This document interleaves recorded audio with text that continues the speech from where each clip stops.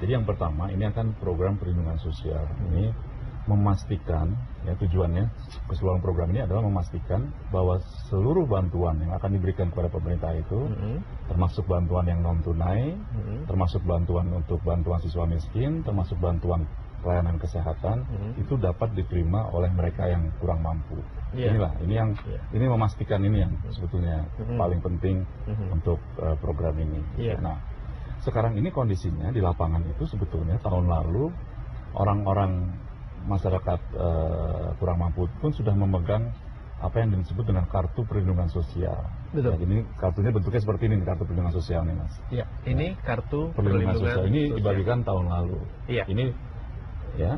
Nah, kartu ini nanti bertahap pelan-pelan akan diganti oleh ini yang kemarin diresmikan oleh Bapak Presiden. Akan diganti oleh kartu keluarga sejahtera. Digantikan ini. Iya. Ya kan? Ini yang baru ya. Ya. Dan ini akan dibarengi juga dengan penyampaian SIM card sebagai sarana untuk layanan keuangan digital. Oke, SIM card itu berarti akan masuk ke dalam handphone. Ya, handphone. Ya, itu layanan keuangan digital atau LKD. Untuk kalau pemerintah ingin menyalurkan bantuan kepada mereka yang kurang mampu, itu bisa lebih mudah, lebih cepat, lebih mudah, dan lebih praktis. Oh, jadi rekeningnya adalah sama dengan nomor telepon, nomor handphonenya itu. Betul. Tapi untuk tahap awal memang baru 1 juta keluarga yang diberikan itu. Iya. Rencananya berapa banyak? Ya, yang sekarang itu di masyarakat yang memegang kartu perlindungan sosial tadi ada 15,5 juta. Jadi masih ada 14,5 juta yang barangkali bertahap kita mulai tahun depan. Oh, ya. Banyak sekali. Banyak sekali. Ya. Oke. Nah, tapi manfaatnya, walaupun kartu ini berganti ini, yang lama pun manfaatnya masih sama seperti yang sekarang. Oh, jadi kartu perlindungan sosial ini masih bisa dipergunakan? Masih bisa dipergunakan. Ya. Okay. Kalau masalah uangnya pasti aman kalau pakai teknologi ini, ya kan? Nah, jadi ini kan memang kartu ini dibagikan, ya, disertai dengan chip tadi yang berupa layanan keuangan digital dengan maksud supaya kita ini tidak memberikan uang secara tunai, jadi kita berikan simpanan, ya kan? Jadi ini memang suatu terobosan teknologi dari Bapak Presiden. Ini ide orisinal dari Pak Presiden sendiri, bahwa ini harus menggunakan teknologi untuk menjangkau seluruh masyarakat yang kurang mampu. Jadi ini memang breakthrough di situ. Dan memang pasti ada kendala dong, ada sinyal segala macam itu nanti, ya itu harus kita perbaiki. Nah, tapi yang menarik, Bu Destri kemarin itu pada waktu orang kurang mampu nih, pada waktu kemarin dia mengambil itu tidak semuanya diambil. Benar? Iya betul. Jadi ada orang yang cuma ngambil 200, ini kan kemarin mereka 400.000. Ada orang yang ngambil 200.000, ada yang ngambil 250. Itu kejadian di 5 kantor pos itu. Kebetulan Bapak Presiden di kantor pos Pasar Baru ya. Itu orang nggak semua ngambil. Dan itu nanti kalau dia mengambil, kalau ingin mengambil lagi dia tinggal bawa chipsnya itu ke agennya tadi. PT Pos merupakan salah satu agen. Tapi agen itu sebenarnya macam-macam, bisa tadi tukang jual pulsa di pinggir jalan itu juga agennya juga. Jadi ini memang sebetulnya dari segi teknologi ya. Kalau teknologi sendiri tadi itu, ini kalau teknologi sendiri sih udah terjamin lah aman ya. Tapi tadi itu kita harus punya jaringan di pelosok dan itu bertahap saya pikir sih semua akan terjangkau.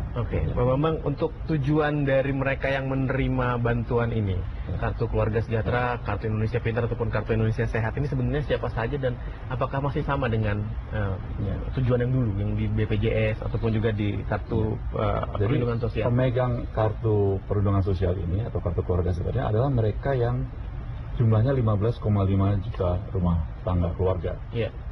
Itu merupakan 25% keluarga terbawah di Indonesia. Ya kan, kalau garis kemiskinan kita kan kira-kira 11,3%. Nah ini 25% ke bawah, jadi memang 2 kali dari garis kemiskinan. Jadi mereka yang kurang mampu ini juga masuk ke situ untuk diberikan. Karena mereka ini kan gampang naik turun di bawah garis kemiskinan. Nah ya kan. Nah jadi mereka itu kalau kita lihat di kartunya ini, di balik kartu ini ada masing-masing nama. Di baliknya ada masing-masing nama dan ada ID-nya masing-masing. Ya, sebagai penanda keluarga siapa yang kurang mampu. Dan di sini juga ada nomor kartu keluarga karena data ini sudah kita sinkronkan dengan datanya Kemendagri, Adminduk.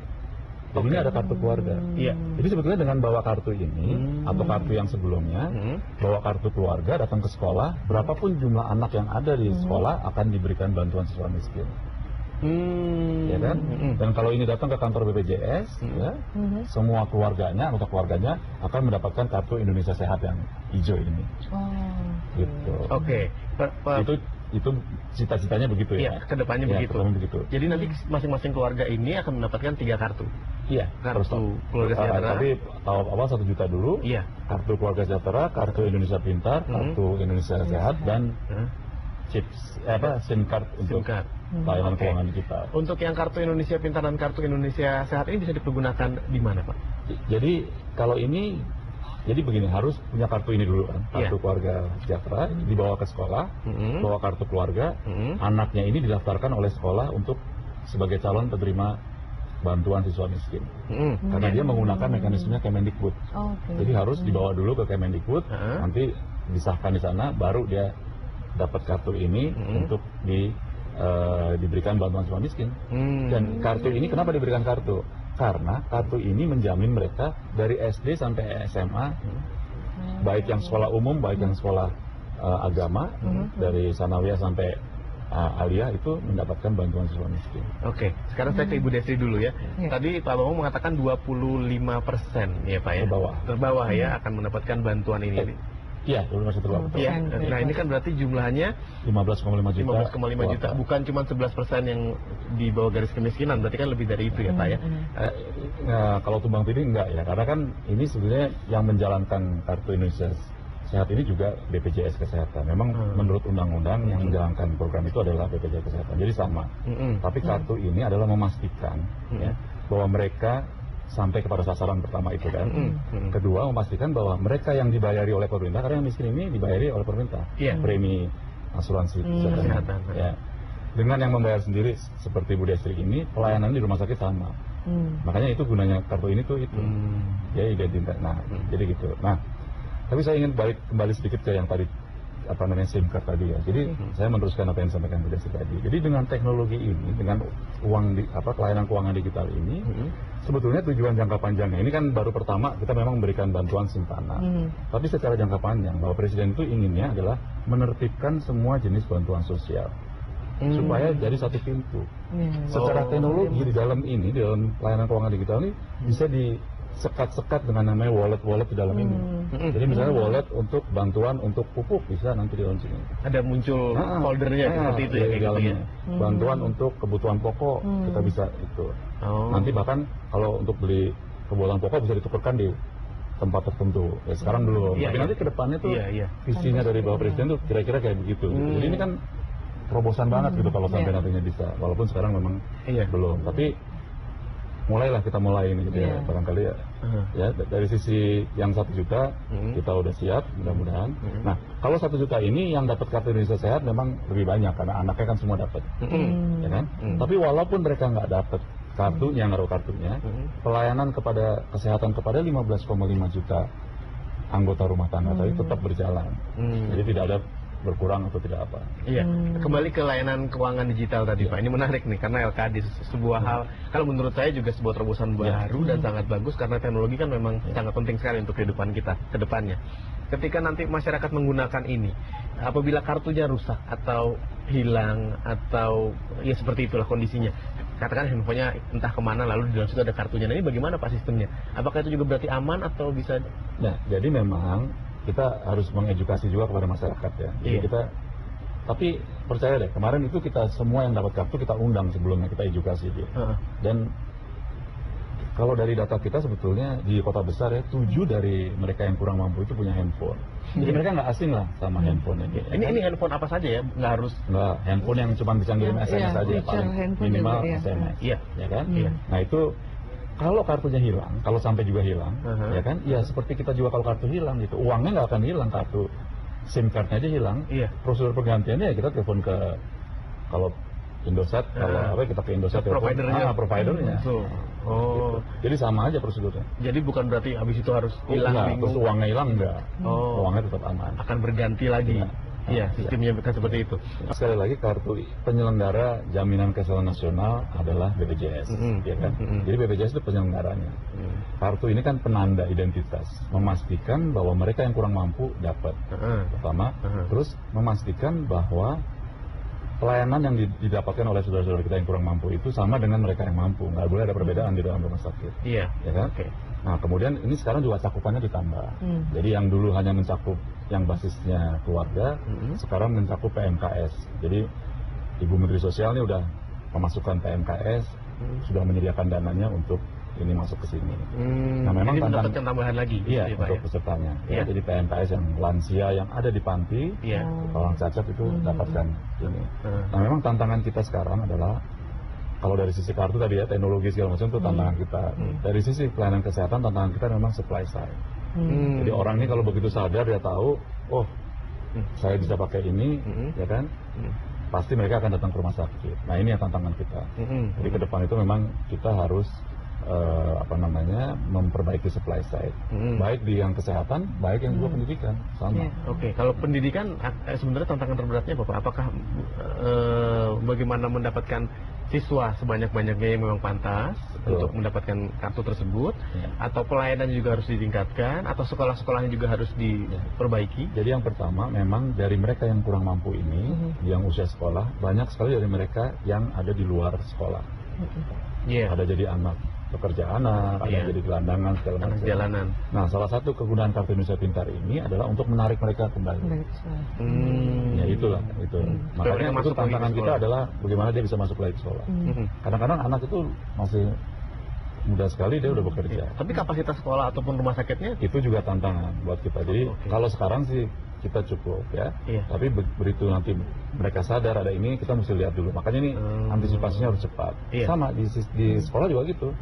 Supply side untuk ruang kelas segala macam itu harus terus ditingkatkan. Termasuk guru. Berarti ini kerjasama antar kementerian benar-benar masif ya Pak ya? Betul. Iya. Makanya salah satu upaya kita menarik itu adalah memberikan kesempatan ya kan pada mereka supaya tidak ada halangan untuk akses ke sekolah. Jadi dengan memberikan Kartu Indonesia Pintar ini salah satu upayanya. Tapi upaya lain ya banyak lah, ya kan. Penyediaan sekolah juga harus sampai ke pelosok-pelosok, ya kan. Fasilitas sekolahnya. Fasilitas sekolahnya. Kegiatan ekonomi di daerah tersebut juga harus ditingkatkan supaya tidak hanya anaknya yang bekerja, tapi orang tuanya juga bekerja dengan bisa menghasilkan penghasilan yang cukup. Ada layanan pengaduan yang kita buka. Yang pertama tuh melalui mekanisme lapornya. Lapor ini bisa lihat di website kita Pak, di www.tnp2k.co.id. Itu bisa lihat situ untuk pengaduan. Tapi sebelum sampai kejadian itu kita sudah punya sistem backup di mana bank yang menyalurkan ini, karena PT Pos ini salah satu agentnya, itu nanti kalaupun sinyal nggak ada bisa diambil secara manual. Tetap bisa secara manual. Karena online, PT Posnya kan online. Iya. Nah, jadi dia bisa diambil secara manual. Jadi tinggal datang ke PT Pos saja. Iya. Jadi lebih mudah begitu ya Pak ya. Itu hanya komentar ya. Terima kasih Pak atas dukungannya. Kalau yang kedua, kalau yang meluncurkan ini Bapak Presiden Pak, bukan saya Pak yang meluncurkan. Pak Joko Widodo ya kemarin Pak Joko Widodo, ya, Bapak Presiden. 2 hari yang lalu. Ya, dan ini memang diperuntukkan kepada mereka yang kurang mampu yang tadi saya bilang yang 15,5 juta rumah tangga. Jadi itu, dan tahap pertama yang akan mendapatkan kartu adalah 1 juta keluarga. Tapi bukan berarti yang tidak dapat kartu itu tidak mendapatkan pelayanan kesehatan atau beasiswa, tadi bantuan siswa miskin. Tetap mereka akan dapat. Jadi jangan khawatir itu, ya kan. Jadi silahkan datangi kantor BPJS, ya kan. Kalau namanya ada itu namanya ada lengkap di komputer mereka Pak. Dan kebetulan kalau untuk yang pelayanan kesehatan ini, yang di cover itu memang 30% ke bawah. Jadi memang lebih tinggi dari yang ini. Lebih banyak. Jadi datangi saja kantor BPJS. Kalau namanya ada di situ, Bapak bisa langsung dapat identitas dari sana.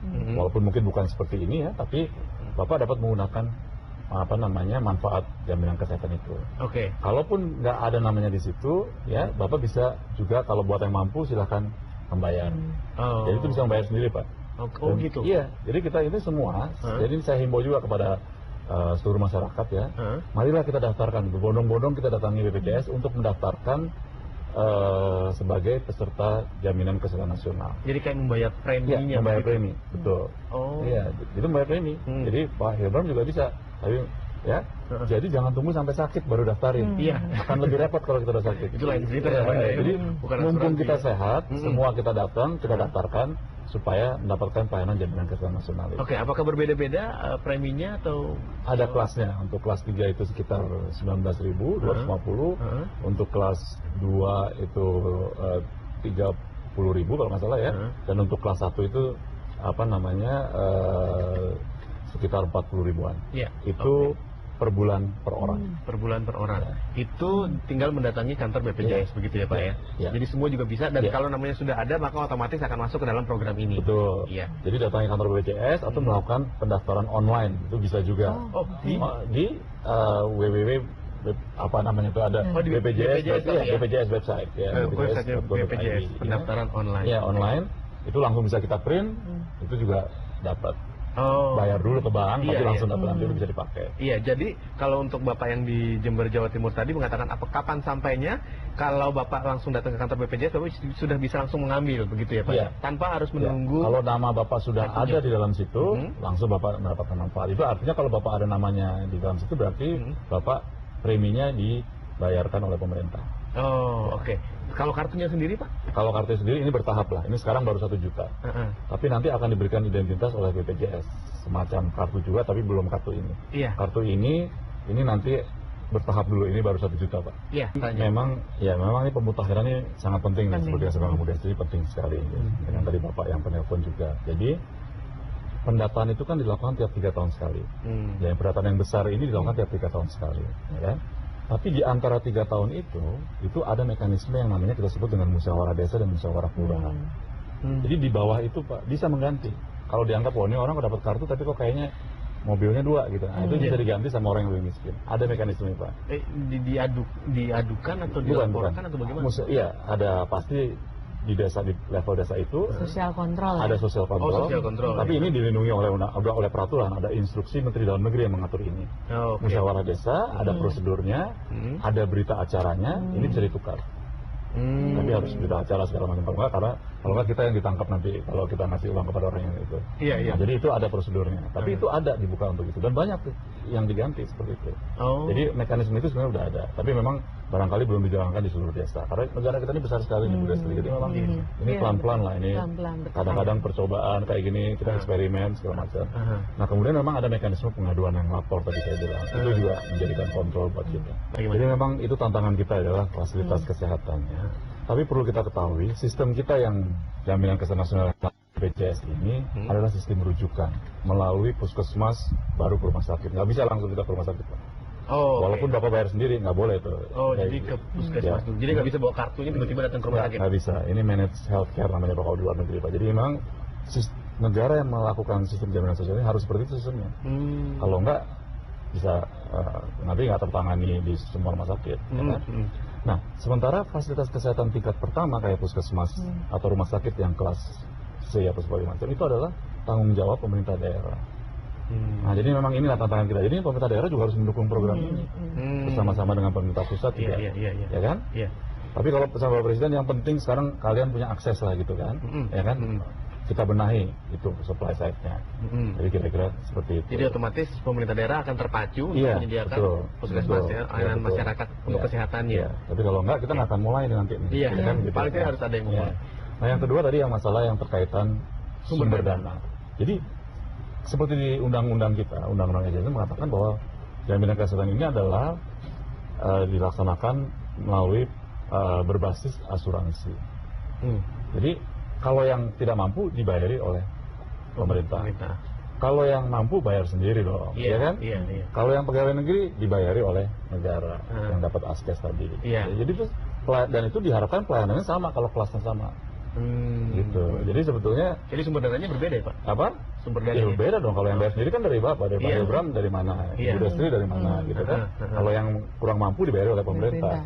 Kalau yang TNI ABRI dibayar ABRI, TNI ABRI. Kalau itu kan, tapi pelayanannya harus dijamin sama. Tidak boleh mentang-mentang kita dibayari pemerintah untuk yang kurang mampu, pelayanannya beda gitu. Nggak boleh, obatnya beda, enggak sama semua. Iya. Nah gitu. Nah itu yang tantangan kita memang di situ gitu. Iya. Enggak. Ini kartu paling murah. Oh gitu. Dan karena keluarganya 1 juta, tapi bersama anggota keluarganya jadi sekitar 4,5 juta kartunya. Oh oke. Oh, Oke. 4,5 juta dicetak nih Ya, sekarang nih. dicetak, ya. Dan usia paling murah itu Artinya ini kartu biasa banget, bukan smart card, bukan apa. Oh, Nah, oke. hanya Kartu aja gitu kartu ya. aja, kartu sekedar tanda pengenal. Tapi ada barcode-nya. Dan kalau kita lihat yang kartu Indonesia Sehat ini di belakangnya ada namanya dan ada nama fasilitas tingkat satunya, puskesmasnya yang menjadi induk dari si orang ini. Oh. Jadi ini ada nih contohnya nih klinik Cempaka Asri Sekali. Nah ini di Cempaka Putih ini. Jadi akan ke sana dulu. Ke sana dulu sebelum dia dirujuk ke rumah Tahu. sakit. Pesan saya masyarakat bersabar karena ini berdasarkan undangan. Jadi ini hanya 1 juta. Tapi walaupun demikian, Sekarang 1 juta. baru 1 juta sekarang tahun ini. Tapi walaupun demikian, sisanya tetap dapat menggunakan fasilitas seperti bantuan siswa miskin, fasilitas kesehatan. Dan sekali lagi himbauan saya kepada kita yang sehat semua, marilah kita daftarkan ke BPJS untuk supaya BPJS ini lebih sustainable lah kalau gitu. Jadi semua orang supaya kita kalau sakit nggak repot lagi. Oke, terakhir Pak, berarti kedepannya di tahun 2015 ya, dari awal tahun 2015 akan digenjot lagi untuk si 14,5 Untuk juta yang lain. mengirimkan kartunya ya. Ya, untuk mengirimkan Kalau kartunya. yang 14,5 juta itu tetap dapat menikmati fasilitas kesehatan. Dari sekarang juga sudah bisa. Oke, lalu untuk LDK. LKD. Bahwa LKD memang hanya 1 juta dulu, tetapi yang sisanya menggunakan rekening Giro Pos, itu juga simpanan. Oke, yang sekarang sudah ada. Iya, kalau sekarang kan uang cash. Ini diganti ke rekening Giro PT Pos. Jadi rekening Giro itu bisa diambil sebagian, bisa kita masukin uang lagi. di, ya bisa. di